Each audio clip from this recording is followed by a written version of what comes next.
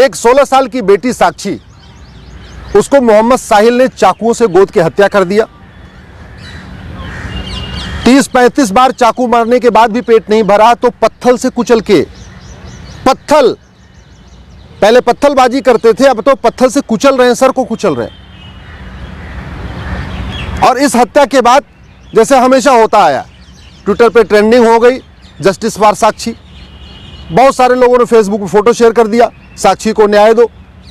Candle march हो गया, साक्षी के हत्यारों को फांसी दो। नेताओं के भी बयान आ गए, बहुत सारे अपने आप को जो हिंदू हितैषी कहते हैं वो भी अपने बयान दे रहे हैं। और हमेशा ऐसा होता है, पिछले 75 साल में ही हो रहा है। हत्या होती है, कैंडल मार्च होता है, बयान आता है, निंदा होती है, तू मैं होगा, आरोप प्रत्यारोप होगा, नूरा कुश्ती होगी, लेकिन जो काम करना चाहिए वो काम नहीं होता। मैं ये पूछ रहा हूं, चीन में किसी साक्षी की हत्या क्यों नहीं होती? सिंगापुर में कोई साहिल मोहम्मद आके किसी साक्षी को क्यों नहीं मार देता? कोरिया में किसी मोहम्मद साहिल की इतनी हिम्मत क्यों नहीं पड़ती कि वहां की किसी साक्षी को मार दे? ये भारत में ही मोहम्मद साहिल साक्षी को क्यों मारता है? जानते हैं क्यों? क्योंकि हमारा कानून घटिया है, हमारी शिक्षा व्यवस्था घटिया है। जब तक यह अल्पसंख्यक बहुसंख्यक का खेल खत्म नहीं होगा, तब तक मोहम्मद साहिल साक्षी को मारता रहेगा। जब तक इस देश में ये मदरसा मिशनरी स्कूल बंद नहीं होंगे और समान शिक्षा लागू नहीं होगी, तब तक मोहम्मद साहिल साक्षी को मारता रहेगा। जब तक इस देश में सारे पर्सनल लॉ खत्म नहीं होंगे, सबके लिए एक समान नागरिक संहिता नहीं बनेगी, तब तक कोई न कोई एक मोहम्मद साहिल किसी एक साक्षी को मारता रहेगा। जब तक इस देश में कठोर कानून नहीं होगा, 1 घंटे के अंदर FIR हो, 1 महीने के अंदर जांच पूरी हो और 1 साल के अंदर फांसी पे लटका दिया जाए दरिंदों को, जब तक ये कानून नहीं बनेगा, पुलिस चार्टर जुडिशियल चार्टर नहीं लागू होगा, तब तक रोज एक मोहम्मद साहिल किसी एक साक्षी को मारता रहेगा। इसलिए मैं बार बार कहता हूं, तू मैं करने, निंदा करने, आरोप प्रत्यारोप करने, कैंडल मार्च करने, ट्विटर ट्रेंडिंग करने, फेसबुक पे लिखने, फांसी की मांग करने से फांसी नहीं होगी।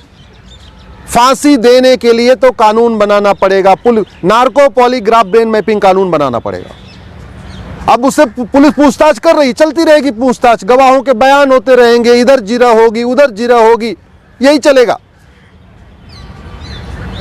फांसी नहीं होगी। आज तक फांसी हुई किसको? कमलेश तिवारी के हत्यारों को फांसी हो गई क्या? बादल के हत्यारों को फांसी हो गई क्या? डॉक्टर नारंग के हत्यारों को फांसी हो गई? हिना तलरेजा के हत्यारों को फांसी हो गई? अंकित सक्सेना के हत्यारों को फांसी हो गई? कितने हत्यारों को फांसी हुई? इसके बावजूद फांसी मांग करते रहते। अरे भैया, फांसी की मांग करने से फांसी होनी होती तो अब तक 1000-2000 को फांसी हो गई होती, किसी को नहीं हुई। और कोई ऐसा दिन नहीं गुजरता जब भारत में कहीं न कहीं एक जगह किसी न किसी साक्षी को या तो लफ्ज़हात में नहीं फंसा लिया जाता, और नहीं अगर फंसती है तो मार नहीं दिया जाता। देखते देखते अफगानिस्तान में खत्म हो गए, पाकिस्तान में खत्म हो गए, बांग्लादेश में खत्म हो गए, हिंदुस्तान के 9 राज्यों में खत्म हो गए, भारत के 200 जिलों से पलायन हो रहा है। इसके बावजूद भी अभी जो काम होना चाहिए उसकी मांग करते ही नहीं। टीवी में डिबेट होती है, लेकिन जिहाद का समाधान क्या, उस पर चर्चा नहीं होती। पुलिस रिफॉर्म, जुडिशियल रिफॉर्म करना पड़ेगा जिहाद को रोकना है तो। ये जो विशेष कानून, विशेष दर्जा, विशेष योजना, विशेष जो स्पेशल स्टेटस है, इसको खत्म करना पड़ेगा।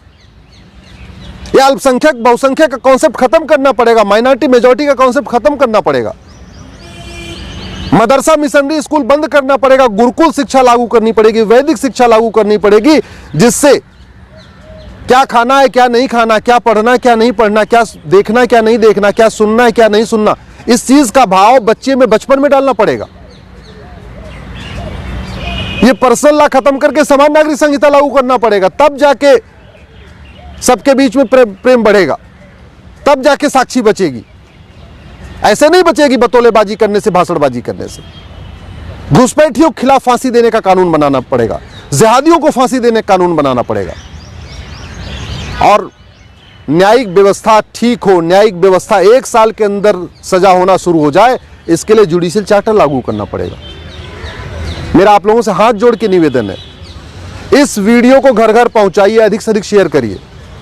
बहुत हो गया तू मैं, बहुत हो गया नूरा कुश्ती, बहुत हो गया आरोप प्रत्यारोप, इससे कुछ नहीं होने वाला। न जिहाद रुकेगा, न मजहबी उन्माद रुकेगा, न साक्षी बचेगी। देश को बचाना है, सनातन संस्कृति को बचाना है तो कानून बनाना पड़ेगा।